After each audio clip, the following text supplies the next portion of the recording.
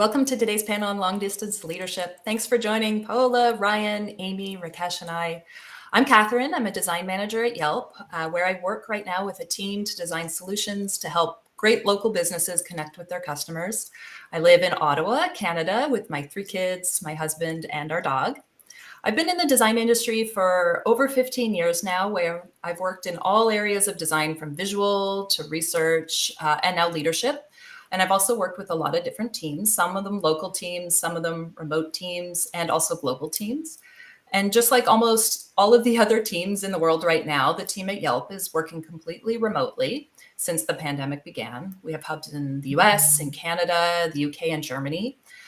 For some businesses, remote work was already something that was normal, but never before was it at such a large scale as it is right now. And with this new way of working came so many new challenges and also many benefits.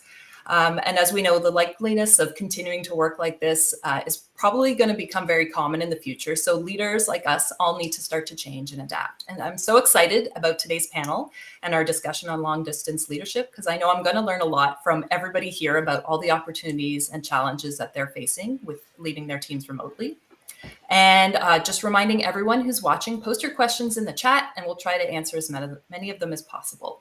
So let's get started with some introductions from the panelists. I'm going to ask you each to tell us a little bit about yourselves, your current roles, and as well share how your teams are distributed remotely. Let's start with Ryan. Absolutely. Hi, I'm Ryan. I am Ryan Chartrand. I'm the CEO of X Team, and we are a international company.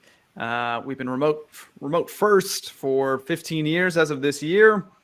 So it's been quite the journey, as you can imagine, doing what many of you may have just started doing for a very long time now. We are distributed among about 70 countries at the moment.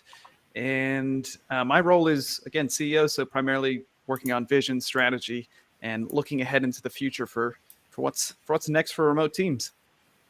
Thank you. Rakesh, go ahead. Hi, everyone. My name is Rakesh Patwari. I am a product design manager now at Facebook. I recently joined Facebook, so some of the marketing or remote design week may point to Salesforce, where I was before joining Facebook as a design director. Right now, I take care of the privacy tooling in Facebook, and my team is also distributed, but not across 70 countries, but it's within the US. In 3 different time zones in Seattle, DC, and in New York. I'm super excited to be here. This is my 20th year of work and have been doing IC versus management, switching between back and forth, and had an opportunity and the great fortune to work in smaller companies, large enterprises, startups, as well as the huge technically complex domains. So happy to be here and looking forward to all the learning. Amazing. Thank you. I also heard you're a professor. Yeah. So on the other side, I also teach part-time at UC Berkeley Extension. I teach information architecture there. Thank you, Katherine. I usually forget about that. Yeah. Amazing. Thank you. Thanks. Paola, you want to go next? Of course. Hello, everyone. I'm Paola Maricelli. I'm Peruvian-American, currently living in London with my 2 crazy small dogs and a vast array of Lego sets. I'm obsessed. And I'm also a career coach for design professionals in tech. I am a product and design advisor for startups. And I'm a product design manager at Facebook, working on products for creators. In that role, I support a team of designers based all around the London area, but we all work remotely with one another and with teams based in New York and California. Amazing. Thank you. Amy. Hi, I'm Amy Thibodeau, and I'm the Chief Design Officer at Gusto. And for those of you who aren't familiar with Gusto, we make it easy for businesses to onboard, pay, insure, and take care of their teams. And I had the experience of onboarding at Gusto. I've only been there for about 4 months. And so that was a really interesting experience. It's the first time I've onboarded onto a new role in a new company completely remotely. I've still never met anybody in person. Previously, I was a senior UX director at Shopify, and I led design for basically all of the company's core products. And And I work remotely from Toronto, Canada, with my husband and my two also small crazy dogs like you, Paola. And I'm hoping they will not make an appearance in this panel. The way Gusto is distributed, we think of ourselves as having 4 home bases. So San Francisco, Denver, New York, and then the 4th home base is remote. And so we have people working, about 40% of our workforce is remote from Canada and the United States. And we really treat that 4th home base, that remote home base, with the same sort of care and attention that we pay to our physical home bases, even up to including hiring a head of remote home base. So that's how we approach it. And I'm excited to learn from all of you. Amazing, thank you. And we'll touch on remote onboarding in a little bit in our conversation as well, but let's get started talking about communication and leadership. So one of the biggest drawbacks that I found with working remotely is that lack of office chat, that back and forth communication that was so effortless in the office. These types of conversations, they can give us so much insight into employee satisfaction or conflict or understanding. But we also know that isolation can also lead to a lack of motivation for all of us. So I'm curious to know, how do you arrange virtual meetings or make yourself available for your teams and adopt transparency to keep things running smoothly? So I'll start with Rakesh for this one. Yeah, sure. So it's a real challenge, right? Communication is a challenge. Though we have a lot of tools, like previously in not in Facebook, outside Facebook, we had Slack, and in Facebook we use Work Chat. Those tend to create new avenues to kind of have that conversation. It is there. We can go back. It is helpful that way, but it cannot replace the water cooler conversations, if you will. Right. So we specifically tend to create some pockets of time, like meetings or some kind of carve out some time where we could have social time together to kind of have those conversations. Right. So yeah, that's what comes to my mind at this time. Perfect, thanks. Paula, how about you? Yeah, something that you mentioned, Katherine, you mentioned about communications and the importance in getting insights into how people are feeling with one another or with a team. And I think a key part in getting those insights, whether we're working remotely or in person, is that you can really only get real insights from people if there is trust established in the team. And so if you trust somebody else as a human, regardless whether it's in person or remotely, then you trust that they have your best interests at heart. Then you trust that they're being as vulnerable as they ask you to be. And so I'd say that regardless of the logistical part of it, of where it takes place, if you have that goal in mind of building trust with people as people, that then you can figure out together what's the right approach for you and your relationship. Amazing. Yeah, establishing trust right from the start is so important. Amy, how about you? Yeah, so I mean, just agree with everything that was just said. I think the thing that I'll add is that what I hear a lot from my teams is that they're exhausted with this looking at a screen. And so the idea of like scheduling a hangout where we're social and we're all going to be on Zoom or Google Meets is often not very energizing to people who are spending like all of their time like this, right? I think yesterday I was in like 6.5 hours of like this, and you kind of get sick of it. And you also have to look at your own face, which is weird. And so I think, the only thing I'll add is really thinking about ways to create those like serendipitous connections, those water cooler moments asynchronously, I think is important, because I think especially as you have people in multiple time zones, it can be really tricky to find a time that works for everybody, but also to kind of mitigate some of that always being on a screen kind of difficulty. So, this isn't going to blow your mind, but like one of the little things that we do on our team at Gusto is every Monday morning when I kind of log on, I'll post a question, and it's a silly question. It'll be something different every week. I think we've done, like what was your favorite food growing up as a kid, or what place in the world have you visited that you love, or who are your pets? Post a photo of your pets.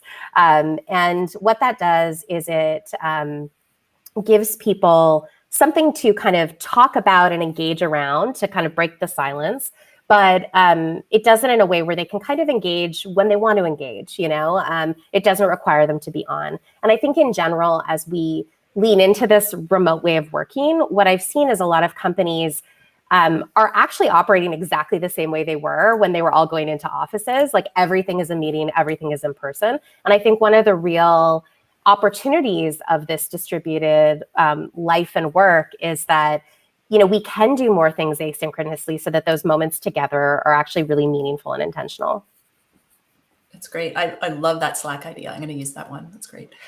Ryan, how about you? Yeah, I think to Paolo and Amy's points, you have to be intentional about it and not just kind of hope it happens. I've seen a lot of companies where their Slack is just pretty, not much energy coming out of it because they're not being intentional about it. And I think when we talk about office chat, there's two kinds of different types. There's work chat that you might have at a water cooler, and there's also just that personal chat. And for the work chat, what we do is we have journals. And so in Slack, everyone makes their own channel for their own journal. Invite your closest team members into it, the people you're going to be working with the most, and just document your day. It's not about doing a stand-up. It's about actually documenting your work process. And so, especially as a designer, it's amazing because you can start sharing screenshots of throughout the day of how you're progressing. People can jump in and give their thoughts on that. Something that might have only happened if you said, hey, come check this out real quick. Now you can do it through a journal and document your process. And it's a good mental thing to do as well, documenting your process, because you learn a lot from how you've grown and how you've explored something. On the social side, our Slack is a bit crazy. We have a platform we built that is essentially a set of challenges that are constantly being created by people in the company. And these challenges are to do things in your personal life that energize you. So maybe a challenge is hike to the highest peak in your city, or watch the latest episode of something on Netflix and post a review in the TV channel. The point, though, is to be intentional and actually get them doing things, because once they start doing things and sharing those things, that's when the conversations actually spark. And the great thing is when they do those challenges, that turns into a whole reward system that we have for getting things like apparel that we make and all sorts of different products and rewards that we have. So be very intentional about it. Don't just let it sit. Get creative. And I don't remember who mentioned it, but you want to do it. Don't just kind of copy what you see, what's going on out there. Figure out what your team, how they want to approach it.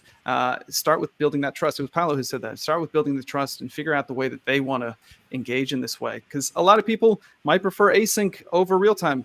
In a different company, a lot of people might prefer real time over async. Figure out what energizes them and go all in on that. And if I may add something, Katherine, because I love that Amy mentioned that people, and by people, we're just tired of being on the screen all the time. And so being considerate also of the diverse personalities in your team, because not everyone is an extrovert, and I'm an introvert. And so whenever there's mandatory fun, it's not very fun for me. And so just being aware of that for yourself, but for your team as well, and figuring out different ways that things can be achieved. And a clear example of that, even in my own team, was that somebody suggested having a Monday morning stand-up to kick off the week in a great way. And that person was obviously an extrovert, which I get it.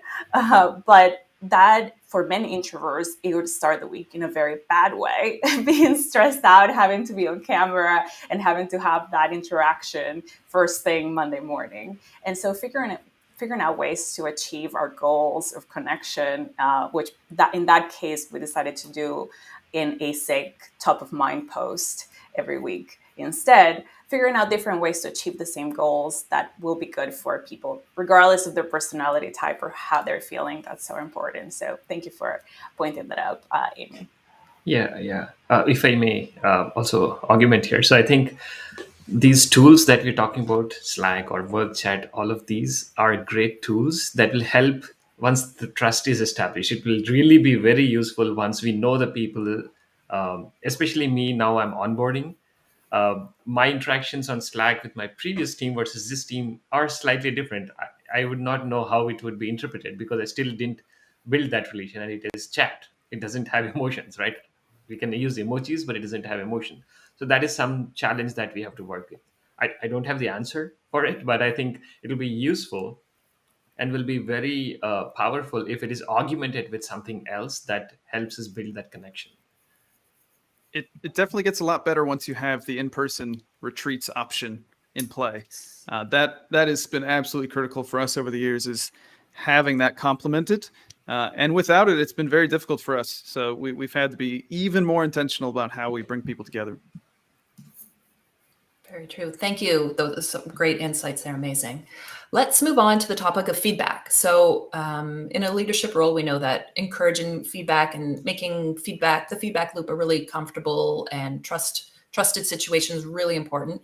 Almost even more important in remote teams when we're not together all the time. So offering different types of opportunities to provide feedback lets our team members know that they feel valued, lets them feel heard, and helps build that trust and respect. So I'd like to know, how are you providing feedback in your remote teams? If that's for design work, feedback on design, or feedback on career development and soft skills as well. Paola, let's start with you. Yeah, feedback is super important. And I think the same principles as in person apply to async, in that you want it to be done early and often. It shouldn't be a surprise in any way. And it should come from a place of trust, and a place where everybody knows that there's good intentions and we're all trying to do the best job possible. So something different that I'll mention about feedback is that a lot of times I feel like leaders ourselves, we always forget to gather feedback for ourselves, and we're thinking about our teams and how to collect feedback for them and how to provide the best feedback. But a lot of times I find that as leaders, we forget about ourselves. And get feedback from our own managers and improve and figure out whether we're doing the right things for our teams. And so that would be my main recommendation in terms of feedback. Like, of course, let's do it for our teams, but let's not forget to do it for ourselves so that we can actually support our teams even better. So true. Yeah. Amy, how about you? Yeah, just building on what Paula said, I think, setting clear expectations and goals is also really important. I think, often misalignment comes from people not knowing what is actually expected of them in their role. And I think there's a lot of opportunity, particularly when we're all working from different locations, particularly at different times, for that sense of misalignment to grow and to go on longer than it needs to. So I think a really good and I think empowering activity for people is to, really establish some practices around setting some goals and objectives. And they don't have to be in the form of like OKRs or anything really formal, but literally just sitting down with your direct reports and saying, okay, so let's like do a little retro on what the last quarter looked like. And, what do you really care about trying to get done in the next quarter? And then making that like an ongoing talking point at one-on-ones is really important for me. And then also just making sure those one-on-ones are prioritized. I think I've been in situations, I'm sure you all have been as well, where, your manager, like the one-on-one is like the first thing they drop when they get busy, and I think particularly in a remote first world, but really anytime, I think it's really important for the people on your team to know that they're important to you and that they're not the first thing that you will sacrifice to a busy calendar. So having those regular touch points. And then in terms of getting feedback for myself, one of the things that I've done pretty recently is, at Gusto, and I think at a lot of companies, you really like people to give direct feedback, like for it not to be anonymous. All of those things are great and they're true. But I think there is an intimidation factor, and I don't think we can ignore the fact that it is hard to give upwards feedback. There is a power dynamic there, even when we try to be friendly and approachable as leaders. So one of the things I've done recently is I've just created, it's a really simple Google form, and it's basically an anonymous feedback comment box, I had this leader once who had this literal physical box on her desk, and she would encourage us to go and just like drop feedback in there. And then we did these all hands every now and again where she would answer questions and address the feedback. And so that's just one of the channels that I've opened up so that people understand that if they don't feel that they can talk to me directly, and of course I hope they do feel that they can, they have this other avenue to basically reach me with feedback and suggestions for things that we might be able to do differently on the team. Amazing, great, thank you. What a good idea. Ryan, how about you? Yeah, I love, Amy, you brought up clear expectations. And I think that's what I love most about remote work is how much it forces us to be intentional about everything, whether it's figuring out the social and the office chat and all that, or feedback. You really have to have expectations to even give feedback, and a lot of times in office-based work, we don't really think about that as much because there's so many other elements in play. But I love the remote is entirely about output. It's entirely about what did you deliver today. And it's about giving the expectations so that you don't go crazy because you can't see people working and you have no trust. You have to set expectations to build trust. And so feedback kind of grows out of those expectations first. You have to start there. The thing that we do that I think particularly with remotely that you need to do is we've built a culture of appreciation. And the reason for that is when you're not surrounded by positive energy in an office, hopefully you have a great culture, but when you don't have that energy around you, you have to recreate it somehow. And so we've made sure that our Slack is just sort of filled with appreciation at all times, whether it's our actual appreciation channel, which is prompts people to every 2 weeks appreciate someone. And that is just always booming with appreciation there, as well as just always encouraging our teams to be looking out for the behaviors that should be celebrated, behaviors that are based on our values, based on things that we know will create great work, and giving them awards to give to people for when they do that, and having that all public in channels where people can all jump in and celebrate and add emojis and add GIFs and all of that. And you have to make it as public and intentional as possible to keep that positive energy going. Otherwise, you're just sitting at home with zero feedback in your four walls, hoping everything's okay, but filling your mind with these thoughts of my team hates me and I'm not doing a good enough job and this or that.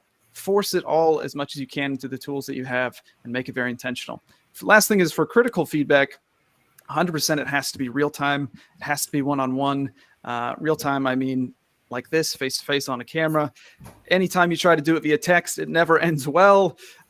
Maybe you've already experienced that, but I would highly recommend converting to real time for anything critical. Sure. Yeah, and if I have to add, agree to all the great points that were shared. And with remote, I think it makes it all the more difficult to kind of understand how the feedback is landing. We don't have the visual cues of how they're getting out of the room or coming into the room, or they're drooping the shoulders, or they're happy with joy, things like that we will be missing. So I think it is, other than what folks have said already, I think it is important for us to create that environment that we can share the feedback openly um, uh, without the fear that it's being taken negatively or it lands properly. I think that creating that environment goes a long way, and goes back to Paula's point of trust, having that trust, building that environment around. And like Ryan said, one thing that we used to do, which I hope to continue doing here, is in our team meetings every Monday morning. We have some time for just ice breaking and things like that. But I also bring in something called as AAA, which I learned from my previous manager. AAAs, which is appreciations, apologies, and acknowledgements. We go around the table. It's not mandatory if anyone has to acknowledge anything or apologize for anything or appreciate anything. And so most of the time it is heavy on appreciation, very less on apologies, but it is an open space. That environment, that is what creates the environment that we could share fundamentally whatever we think as a feedback.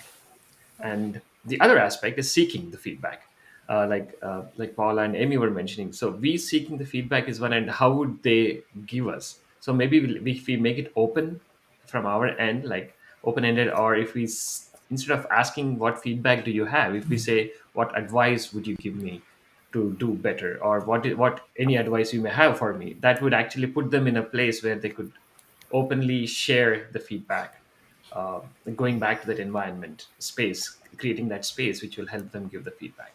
So yeah, these are a few of the thoughts. Just wondering. I'll add to. Go ahead. Sorry. Who was it?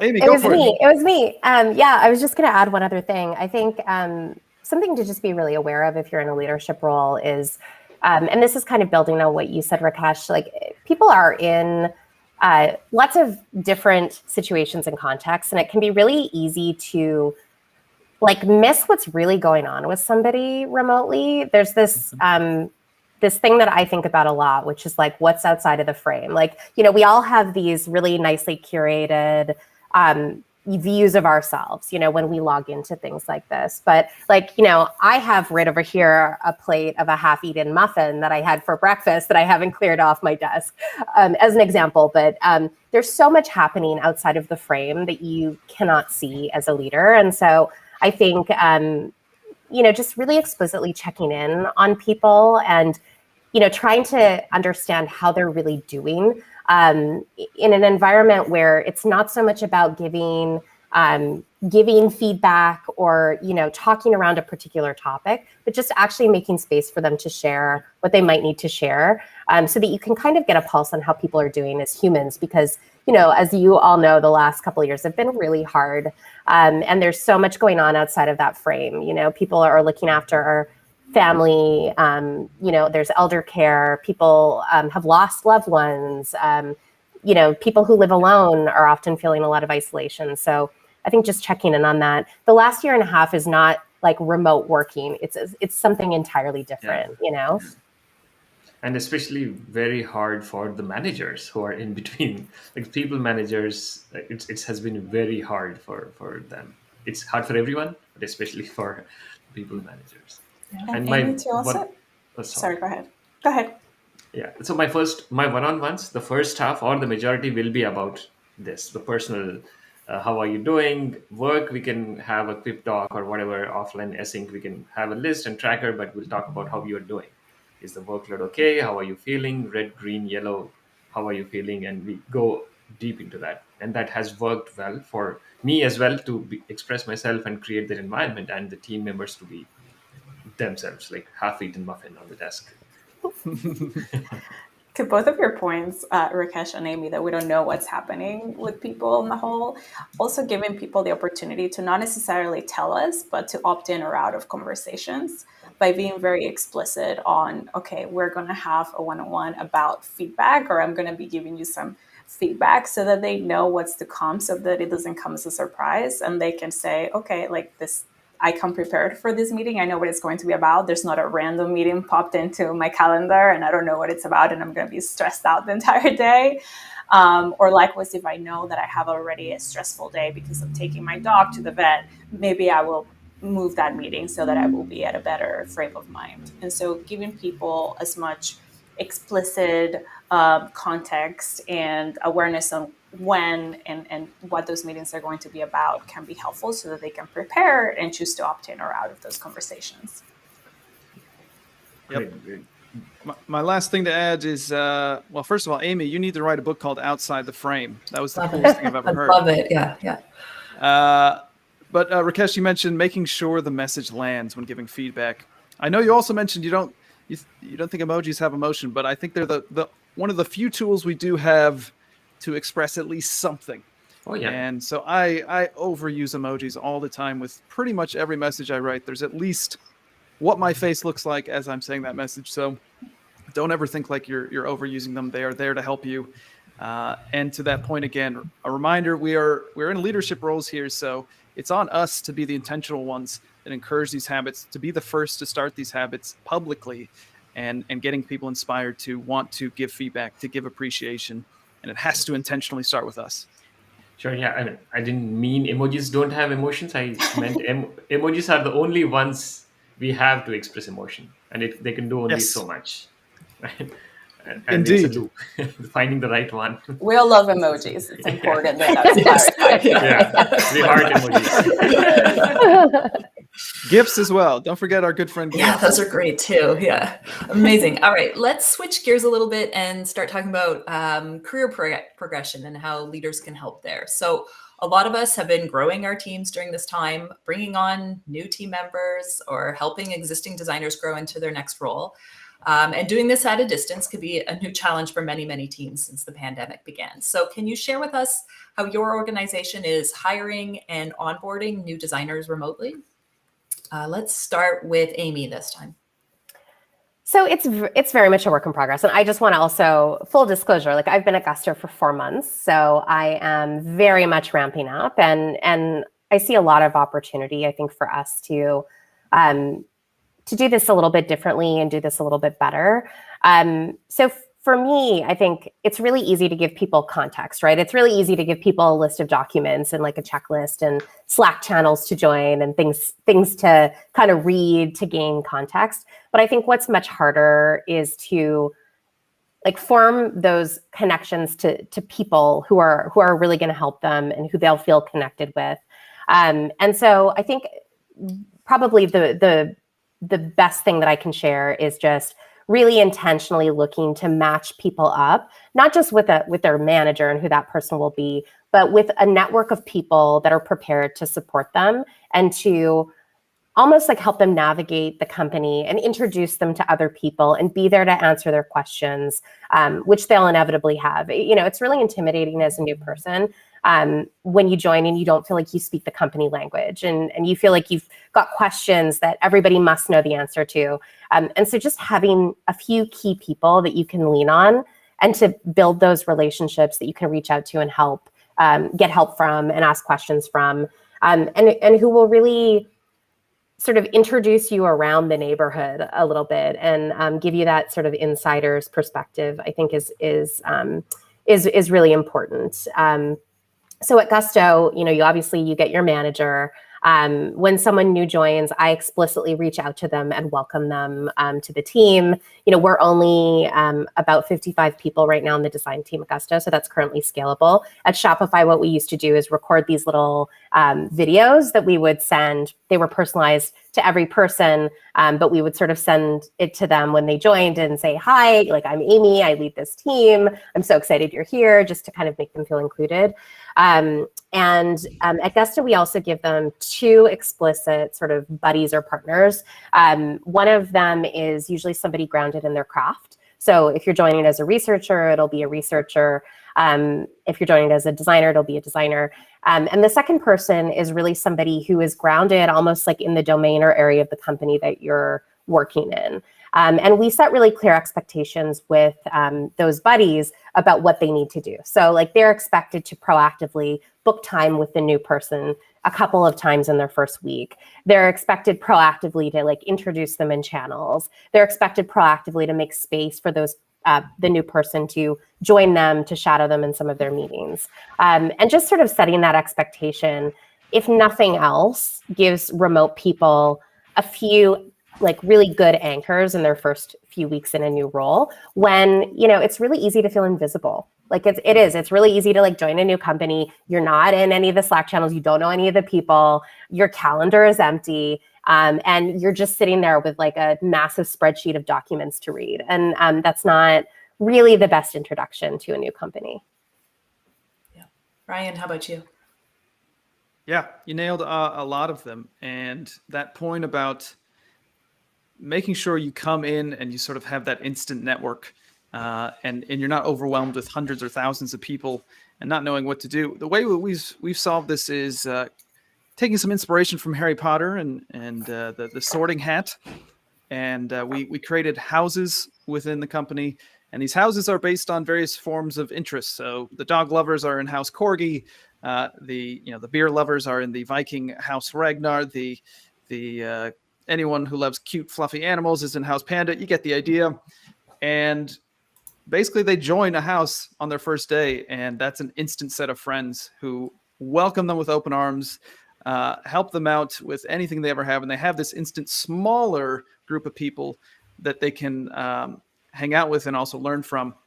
And what I love is that it's actually cross company. So you have people from marketing in there, you have people from dev in there, you have people from design in there. And so you're actually getting to meet people from across the company. Whereas normally we just kind of introduce people to, well, here's your buddy on a similar team to you. And this is introducing you to people from across the company. You already have a shared interest. You're already sharing gifts with each other on day one. And going back to the apparel thing again, they all have their own hoodies for their houses and things like that. So we're trying to create that instant set of friends as quickly as possible because that tends to get that sense of belonging going as quickly as possible as well. The other thing we try to do from day one is setting the expectation. I think Paula mentioned earlier of not forcing fun. not forcing anything really is a key to us. And so setting that expectation as early as possible that nothing you see here is required. Everything is optional in terms of the way you want to engage in things that are happening here. And that we really just want to encourage work-life separation as much as possible. And so that's, again, where those challenges come in for helping people start doing things outside of work that energize them and actually rewarding them for doing that, as well as giving them the money to go do those things. We give everyone $2,500 a year to go out and spend on whatever gets them away from the desk. So if that's water skiing, great, we'll pay for it. If that's a co-working space, or let's think of something better.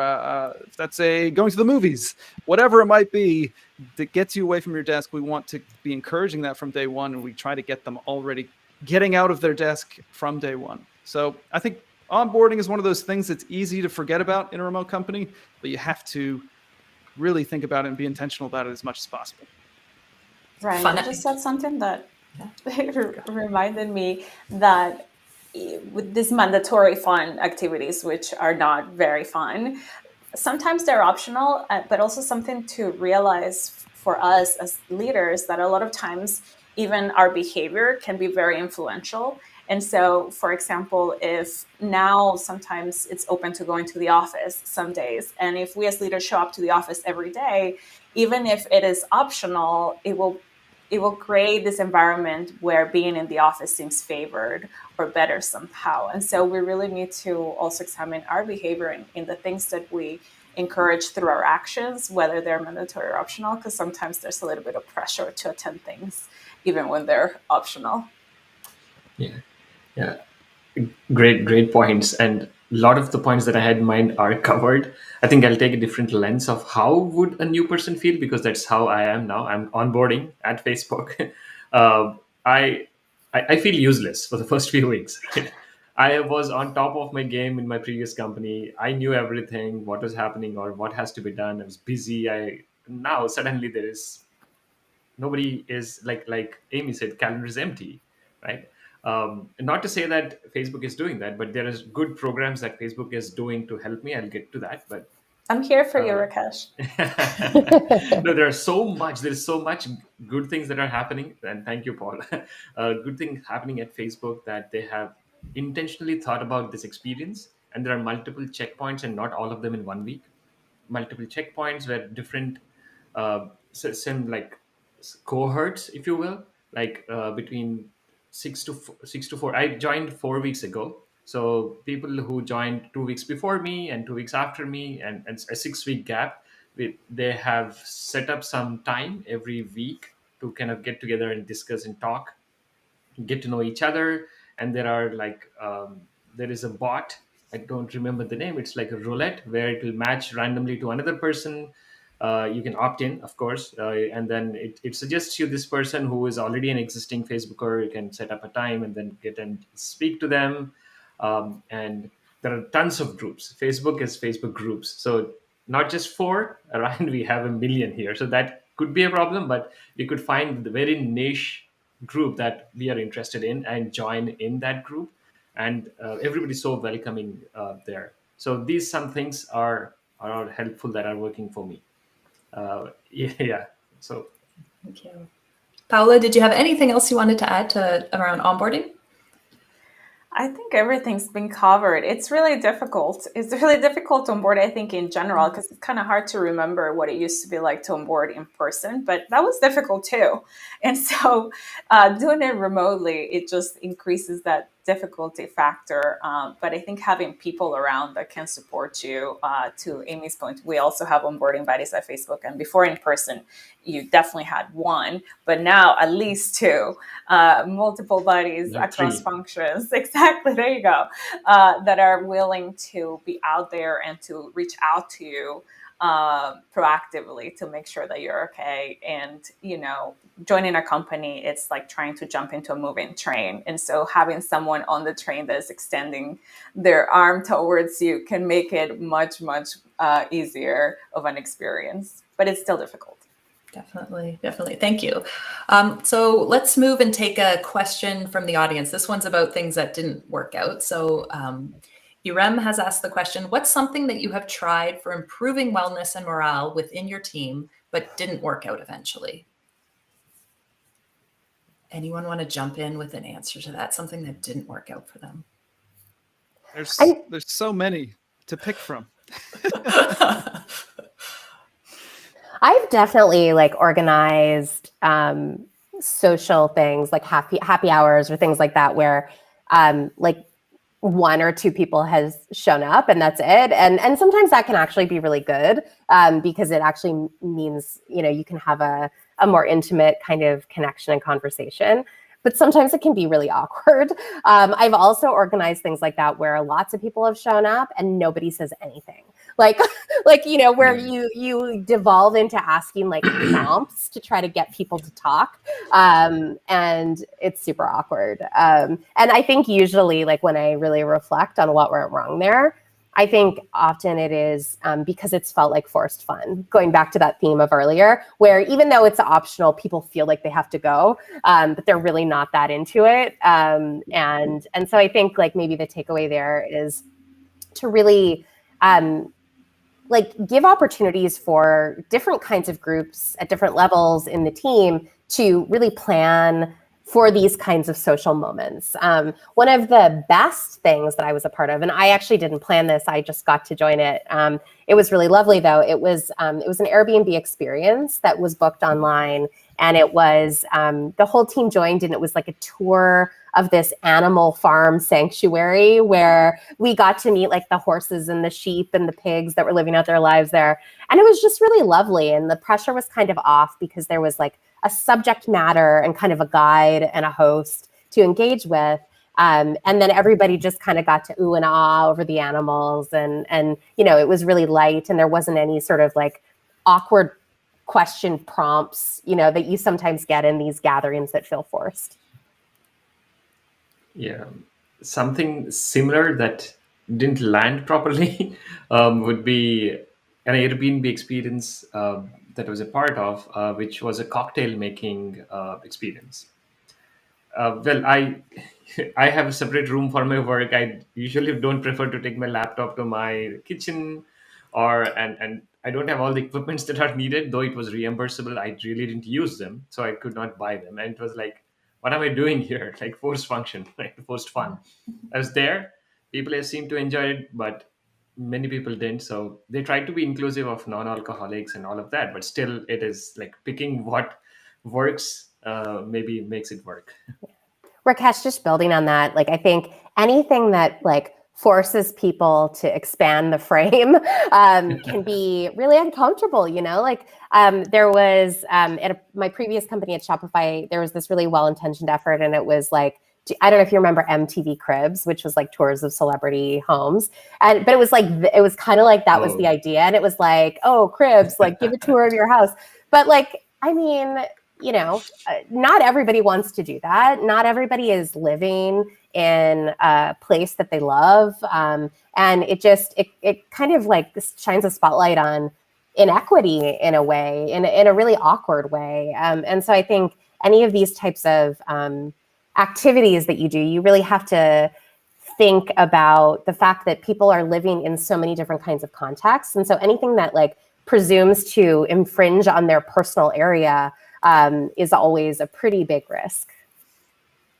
We have failed so many times with happy hours that what we ended up doing is actually using this tool, Restream, and doing live stream versions of it to where you have three hosts who are very much extroverts or very much want to be on camera showing their frame. And then everyone else is just in the chat. They can engage that way if they want to. And anyone who wants to come onto the stream, we bring in as guests or contestants or whatever the hour might be about. And so that has worked really well because it allows the introverts to stay and still engage in the way that they want to via the chat, and allows the extroverts to come on and get that hit of social energy they're looking for. The biggest thing we've ever failed with, though, was around, we thought, everyone wants growth in their lives, and especially developers, which is entirely what our company is. And so we made a training program called Unleash, and it gave every single developer in the company their own personal coach to help them with growth, whether that's personal growth, professional growth, whatever they might want. That person is there for them with one-on-one sessions. And we thought, this is great. This is how you solve learning development remotely. This is how you solve helping people grow and making sure everyone's growing. Complete opposite effect. Everyone said, get these people away from me. I feel like I'm having to do homework. This is so much pressure. I can't stand it. Just let me grow on my own. And I think that's what remote teaches us. Overall, the biggest thing of what we've been talking about today is let people live the way they want to live, and you adapt to them.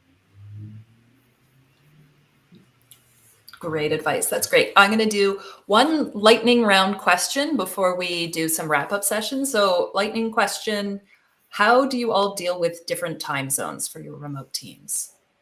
I'll start with Paula for this one. With difficulty? Yes, scheduling different teams that are in different time zones. How do you handle it? Yes, my teams have always worked across time zones, and I think one of the hardest parts is instilling a feeling of equality among teams, because it often feels like one location has precedence over another, and one location has to wake up super early or has to stay up super late. And so finding the balance between teams and having those hard conversations or those open communications on what works and taking turns, and having blocks in the calendar for when, if you're having a really long day that's starting at 9 a.m, maybe you don't want to take that 7 p.m. meeting with someone in California. And so also setting boundaries for yourself in your calendar I have proven to be very helpful to me. Yeah, amazing. Yeah. Amy? Yeah, I think part of the way that we're dealing with that, and so at Gusto, we're really in Canada and the US. So, we're dealing with time zones, but not to the same extent that I think some of the others here are. At Shopify, we were dealing with more time zones. But I think, making the time zone awareness kind of front and center, really encouraging people to set their hours of work in Slack, that sort of reminds people of when they're available and when they're not available. But honestly, I think the most powerful thing to do is really encourage asynchronous collaboration where possible. Like, make sure meetings are really intentional. I'm actually not great at this myself. Like, I say yes to a lot of things that really don't have to be meetings in person, like their status updates, or they're not really collaborative, and they're not maybe as focused as they could be. So they go on for a lot longer than they should. And so I think establishing a really strong culture about when do we really need to meet? What is a good example of something that we actually want to get together in person for and have a live conversation? And that should usually center around a couple of things. It should center around one-on-ones with your direct reports and establishing that sort of relationship and trust and coaching and mutual feedback. Collaboration, so things where the outcome of the time together is not a list of stuff you have to do, but actually something that you've worked on together and kind of produced collaboratively during that time. Or I think the third one is probably contentious issues that you really need to have a good debate over and talk around that, it doesn't really lend itself to a long Slack thread. So those kinds of things I think are good meeting reasons. But I bet you if you look at your calendar and you look at how your team is spending their time, there's probably a ton on there that you can get rid of. And so the more you can shift to asynchronous, I think the better. And that way that time together is really intentional and you don't need as much overlap. And hopefully you don't need people joining calls at 7 o'clock at night or 6 a.m. in the morning, because that is the path to burnout, in my opinion. Exactly. Yeah. Ryan? Yeah. Going off what Amy said, async first. What we like to say is that a meeting is something you should escalate to. There's a lot of things in between async and a meeting that you can do to get to, let's say, a decision or whatever you think the meeting might be for. So, something like a Loom video. If you need a little empathy in whatever message you're trying to send, do a Loom video instead of calling an entire meeting. Maybe you can start a Google Doc and just hash things out in there. Always try to escalate when you can to a meeting. Some things are instant escalation, like a one-on-one or critical feedback, like we talked about, or a creative kickoff to something. But a lot of times, like Amy said, you should be escalating your way there, trying to exhaust every option before making someone sacrifice the flexibility that you've given them. And we come from pre-pandemic where people actually chose to work remotely for us and weren't forced into it. And they were choosing it because they wanted flexibility. And it was on us to then respect that flexibility. And every time we asked for a meeting, we were chipping away at that flexibility that we promised. And so you really have to use it at the absolute most rare moments when you've exhausted all other options to get there. Yeah, this reminds me of another slightly tangential point that I recently saw a post from Adam Grant on LinkedIn or somewhere that our work life, the whole life is structured around our work life 9 to 7, and now it's an opportunity to kind of revisit that. Right now, we could use pockets, maybe 2 hours in the morning, 4 hours break from 10 to 12, whatever it is, and then work our day around it. Maybe this is an opportunity for us, and maybe being intentional about how we could provide that would be helpful. And I've also seen leaders in the past, and I try to do myself, where if I'm getting up early, I could get 2 hours in the morning, and then 2 hours breakfast, catch up on everything, and then again have something. So it doesn't have to be at length. That may also help in the time zone management and overlapping. And one small tactical thing is, I in the morning calls or late night calls, the camera is optional, right? I had a direct report in Germany, and I used to join 6:30 or 7:30 sometimes in the morning, and it was always camera off for me. I know it's good for his good, right? So I was not camera ready yet. So yeah, that's another tactical aspect. Very good. Great. Thank you. So that's just great. I want to thank everyone so much for all of your insight today. I personally learned a lot. I actually hope we could do this in person one day. It'd be great to do this over coffee or dinner sometime and have more of a conversation around this. So to close it off, could each of you share with us any other info you'd like us to know about you or your teams? And if there's any like good habits or anything that you've learned since leading remotely as well. Start with Ryan. Oh, okay. Yeah, go ahead, Amy. Yeah. No, sorry. I'm uncomfortable with silence, so I'm always willing to jump in. Yeah. So I think probably like all of you are going to say we're hiring at Gusto. We're building our team. If you go to my Twitter account, which is just at my name, at Amy Thibodeau, I've linked to a Notion page where we've talked a little bit about our roles, our culture, and what we're trying to do. So if you're interested, please check that out. And in terms of something that I have learned, I think it's just to give myself and others a little bit more grace. I'm a bit of a type A kind of a person, and I like a list and I like specificity, and I genuinely am not that comfortable with ambiguity. But I think if there's anything the last year and a half, 2 years has taught me is that there's so much outside of our control. There's so much happening outside of that frame, and to kind of give myself a bit of a break, and also extend that grace to others, so that they can create the right boundaries around their life, so that really their work can fit into their life, not the other way around, which is, I think, one of the big opportunities of working remotely. Yeah, that reminds me of one thing that one of my leaders told me. If she doesn't like what's going on, she will just reject the day. Reject the day. Take it off, or whatever it means to you. So yeah, that reminded me of that. Anything else you want to share, Rakesh, about your team or your role? Sure. Yeah, like Amy said, we at Facebook are also hiring. We are hiring for multiple levels, leadership as well as ICs. So the best way to reach out to me is ping on LinkedIn. Rakesh Patwari is my ID on LinkedIn. You could find me there.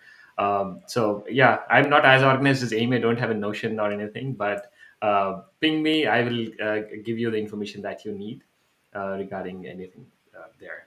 And what I've learned is the opportunity, like we could work ourselves around our flexibilities. One-on-ones, some of them I used to take while walking, going outside, just over the phone, camera off, just walking. That was actually, I got more healthier habits during the COVID than before. I'm walking more nowadays because of that. So yeah, that's something that I learned, and we are hiring. Fantastic. Ryan, go ahead. Yes. Also, well, somewhat hiring. I forgot to mention at the beginning that X Team we provide teams of engineers to leading brands. And so we're primarily an engineering company, but we are starting to explore the world of design. And so definitely connect with us on LinkedIn under X Team and be on the lookout for when we start opening up that potential. But yeah, we're always, certainly any engineers potentially watching or POs and things like that, PMs, we're always hiring those. Yeah, we're talking about habits. I don't know. There's just been so many over the years. Let's see. Certainly spend more time with your dogs. We've been talking about dogs today. They are the greatest form of midday break when you have been sort of banging your head into Slack for too long. Please go spend more time with your dogs. They will appreciate it and love you for it. Fantastic. Paola. Yes, I am always hiring. You can find me on Twitter at my full name at Paola Mariselli. I usually will tweet job postings and you can comment or DM me. And the final note that I'll share is that I love that this session is called Long Distance Leadership, because long distance leadership is a lot like long distance relationships. It can work, but it does take being more thoughtful because it's not the default path we're used to. So ultimately, if you put in the work, it can work and it can be successful. Amazing. Thank you. That's a great note to end on. And I want to thank Preet and Madhav for hosting us and for inviting me to moderate this panel. I'll also mention at Yelp, we also have some openings as well for designer positions. If you want to know more about those roles, you can go to the Ask Yelp Slack channel at this conference, and we can post you to we'll send you the link to our Lever page. And as well, you can reach out to me as well on LinkedIn. And thank you so much, everyone, for joining today, and enjoy the rest of the conference. Thank you, Katherine, for Thank you all. being a great Thank host. you. Katherine. Thank Thanks. you. Bye. Thank you. Bye.